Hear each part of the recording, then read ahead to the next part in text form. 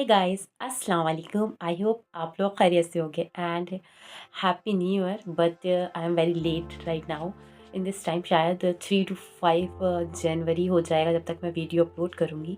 But wish you very very happy new year.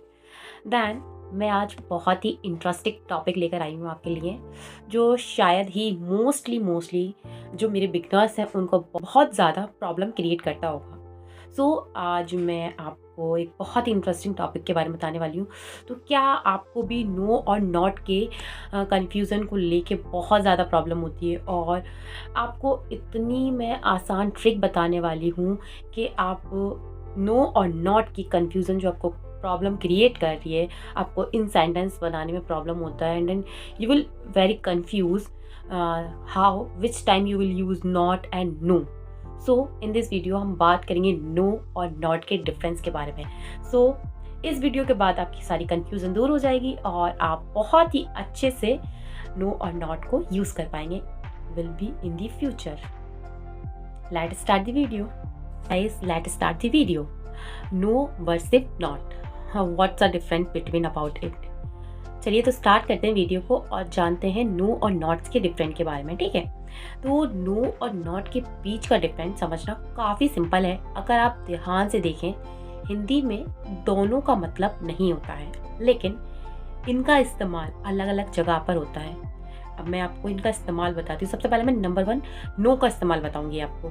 तो no का मतलब होता है किसी जगह को सीधा, किसी चीज़ को सीधा मना कर देना या नकार देना। ओके, देन ये एक इंडिपेंडेंट वर्ड है और अकेले ही पूरा सेंस देता है। अगर आपने नो बोल दिया तो वो कंप्लीट हो गई बात, आपको आगे कोई सेंटेंस बोलने की ज़रूरत ही नहीं है।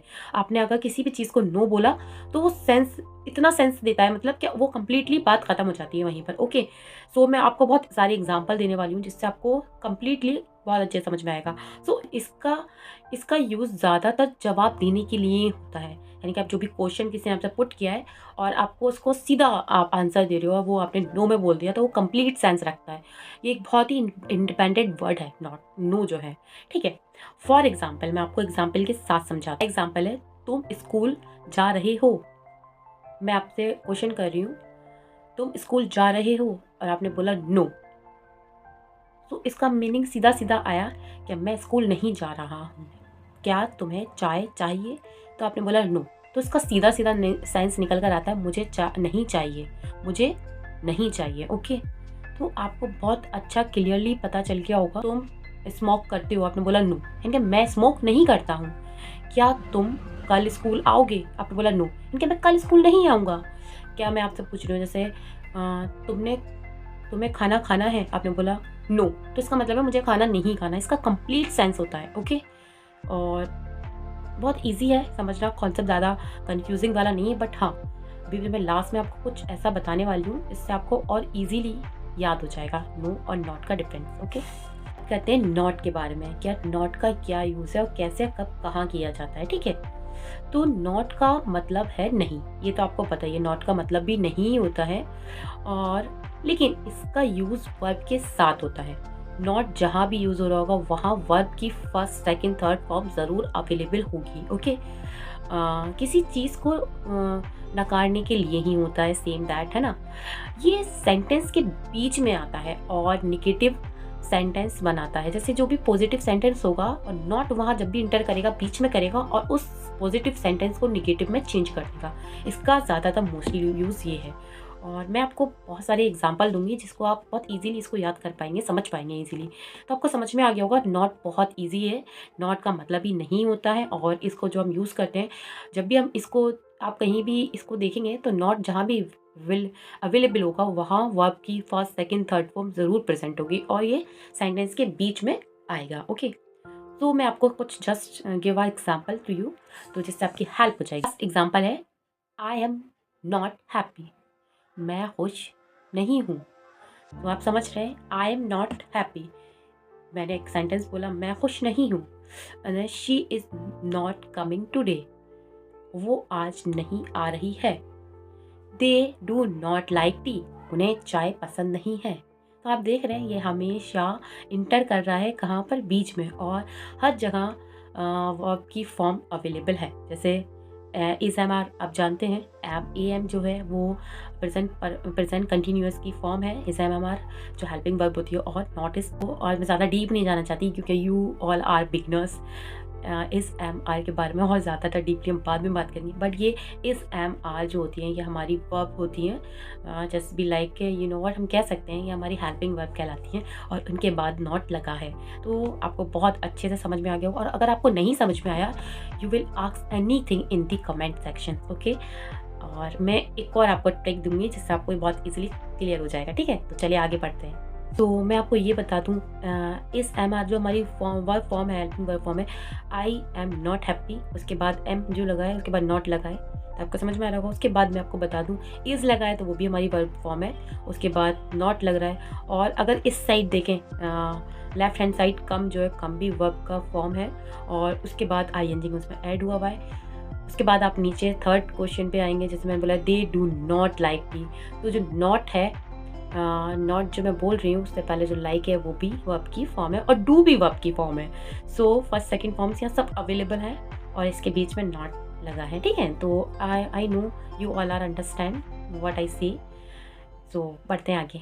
सो बहुत ही इजी और आसान सी ट्रिक दे रही हूँ जिससे आप इजीली कन्वर्सेशन कर पाएंगे अपने दोस्तों के साथ, and don't be more confuse and hesitate. अगर आप इंग्लिश समथिंग अभी बिगनर लर्नर हैं, तो आप बहुत छोटे छोटे सेंटेंस से अपनी इंग्लिश बहुत इजीली शुरू कर सकते हैं। सो मेरे जो आसान सी ट्रिक है वो मैं आपको समझाती हूँ। तो मेरी इजीली ट्रिक है आपके लिए, अगर आप सिंगल जवाब देना है तो आप नो का यूज़ करें। जैसे आप किसी से बात करें और आप सिंगल जवाब देना चाहते हैं तो आप उसको नो का रिप्लाई कर सकते हैं। देन अगर आप जैसे बहुत लॉन्ग कन्वर्सेशन हो रहा है आपका, आप बहुत अच्छे से बातचीत हो रही है, और अगर आपकी बहुत अच्छी लॉन्ग कन्वर्सेशन चल रहा है और उसमें आप इसको आप नकारना चाह रहे हैं, तो बीच में आप नॉट का यूज़ कर सकते हैं।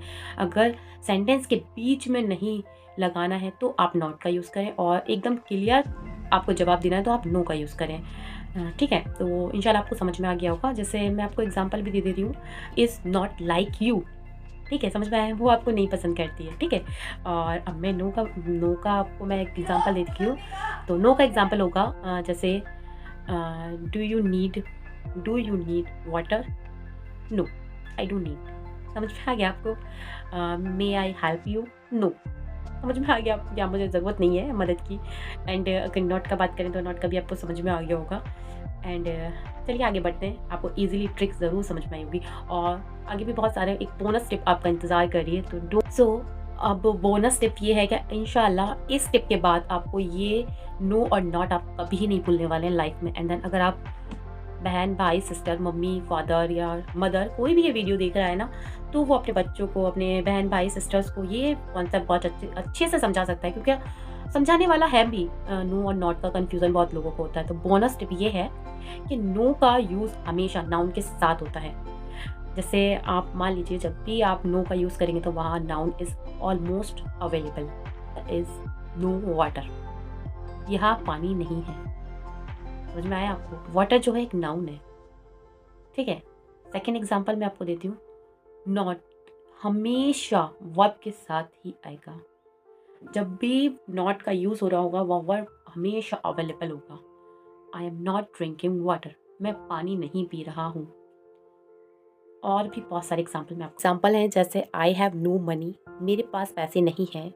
There is and no, I don't want to go, नहीं मुझे नहीं जाना है। आपने देखा, नो के साथ हमेशा नाउन अवेलेबल है, एंड जो नाउन है वो हमेशा इसके पास प्रेजेंट है नो के पास, और सेंटेंस कंप्लीट हो रहा है। एंड क्लियर स्टेटमेंट मैंने बोला थर्ड वाले सेंटेंस में, no I don't want to go, नहीं मुझे नहीं जाना है। सो बहुत इजी है, आप इंशाल्लाह समझ गए होंगे नो के स्टेटमेंट को, बहुत क्लियरली कॉन्सेप्ट क्लियर हो गया होगा। बात करते हैं नॉट की। सो नॉट का जो बहुत ईजी कॉन्सेप्ट है इसका भी, आई एम नॉट हंग्री, मुझे भूख नहीं है। देखिए, आई एम नॉट हंग्री, आपको पता चल रहा है ना, हंग्री वर्ब है और आई एम भी एक वर्ब है, ठीक है। She is not coming to the party, वो पार्टी में नहीं आ रही है। She is not coming, coming जो है, कम जो है एक वर्ब है और उसके अंदर आई एन जी लग गया तो वो कंटिन्यूअस वर्ब हो गया है ना। जो प्रेजेंट कंटिन्यूअस होता है वो सेंटेंस यहाँ प्रेजेंट है। सो बात करते हैं एक और सेंटेंस की जिससे आपको और ज़्यादा क्लियर हो जाए। सो मैं आपको एक और सेंटेंस दे रही हूँ। सो जो एक और सेंटेंस है, they do not like spicy food. They do not like spicy food, तो लाइक जो है वो भी एक वर्ब है और नॉट यहाँ प्रेजेंट है। Then she has not finished his homework yet, उसने अभी तक अपना होमवर्क पूरा नहीं किया है। तो यहाँ भी फिनिश्ड जो है वो भी वर्ब है, वो भी समथिंग सेकंड वर्ब और थर्ड वर्ब कह सकते हैं, क्योंकि फिनिश की फर्स्ट और सेकंड, फर्स्ट वर्ब जो होती है फिनिश होती है और सेकंड और थर्ड फिनिश्ड होती है, ठीक है। तो आई नो आपका इंशाल्लाह ये कॉन्सेप्ट क्लियर हो गया, और नहीं हुआ तो आप मुझसे any question in the comment पूछ सकते हैं। I am always here. Thank you for watching my video and don't forget to subscribe, please like and share. And ऐसे जो भी आपके फ्रेंड है जो बिगिनर है, इंग्लिश सीख रहे हैं, तो प्लीज़ उनको ये वीडियो ज़रूर शेयर करिएगा। और आपका कोई भी कॉन्सेप्ट हो, कोई भी जो भी ग्रामर से रिलेटेड हो, एंड इंशाल्लाह मैं सोच रही हूँ बहुत बिग वीडियो बनाने की, the clear all the tenses. So अगर आपको टेंसेस के बारे में, सी टॉपिक के बारे में पूछना हो या सीखना हो, तो please I am always available. वैसे मुझे बहुत अच्छा लगता है आप लोगों को समझाना, बट मैं टॉपिक के बीच में बहुत ज़्यादा फंस जाती हूँ कि किस टॉपिक को पढ़ाऊँ, किस टॉपिक को लोगों को बताऊँ, क्योंकि बहुत सारे topics almost available on YouTube. But इंशाल्लाह मुझे जो अच्छा लगेगा और मुझे बेहतर लगेगा, ये टॉपिक बहुत इंटरेस्टिंग है, तो मैं हमेशा अपलोड करती रहूँगा। बिगनर्स के लिए तो सारे टॉपिक्स अवेलेबल हैं, मैं ऐसी ही वीडियो हमेशा आपके लिए बनाती रहूँगी। Thank you for watching. Please अगर चैनल पर आए हो तो सब्सक्राइब ज़रूर करके जाना। खुदा हाफिज़, बाय बाय।